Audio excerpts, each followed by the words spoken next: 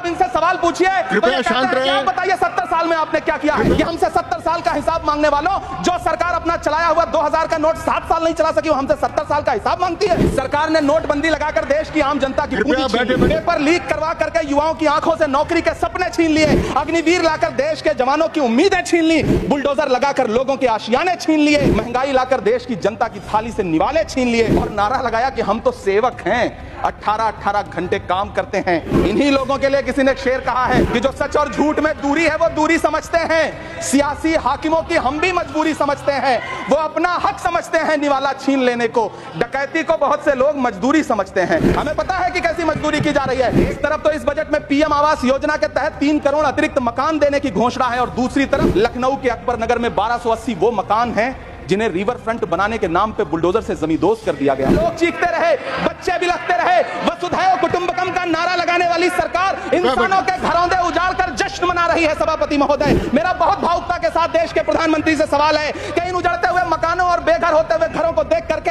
आपको नींद कैसे आती है, आप सो कैसे पाते हैं? मेरा सवाल है इस देश के प्रधानमंत्री से, या तो लोगों के घरौंदे उजाड़ना बंद करिए या फिर करोड़ों मकान बनाने की झूठी घोषणाएं करना बंद करिए। इलेक्टोरल बॉन्ड खरीदने वालों के नाम छुपाने वाली सरकार इन दिनों आम के ठेला लगाने वालों के नाम जानना चाहती है। मुझे तो होटलों, ढाबों या आम के ठेलों पर नेम प्लेट लगवाने वालों से पूछना है कि कभी खून की बोतल पर देखा है किसी का नाम लिखा हुआ?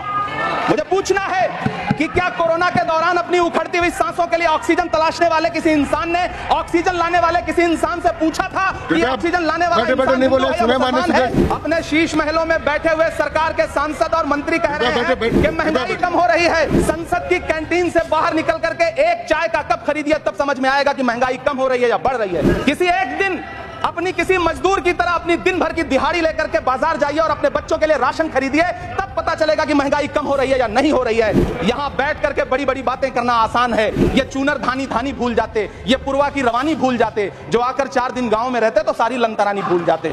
किसानों से चिढ़ी हुई सरकार ने बजट में किसानों के एमएसपी की लीगल गारंटी नहीं दी, लेकिन याद रखिएगा, जो किसान का नहीं वो हिंदुस्तान का नहीं। मुझे वित्त मंत्री जी से पूछना है कि वो जो कुछ साल पहले 100 स्मार्ट सिटी बनाने का ढोल पीटा गया था, सुना है उस ढोल में पानी भर गया है, इसीलिए आपने उसका नाम बदल करके सिटीज ऑफ ग्रोथ हब्स रख दिया। अच्छा है, नाम बदलने का खेल खेलते रहिए। आपकी कई सरकारें तो इसी वजह से चल रही हैं। जिस देश में टमाटर 100 रुपए किलो बिक रहा हो, उस देश की वित्त मंत्री के पास बजट में महंगाई पर बोलने के लिए सिर्फ 10 शब्द है। ऐसा लग रहा है जैसे वित्त मंत्री महोदया ने बजट नहीं तैयार किया है, बल्कि प्रधानमंत्री जी की मन की बात का संकलन तैयार किया है। टूटा हुआ लश्कर का भरम देख रहे हैं और जिल्ले इलाही के करम देख रहे हैं।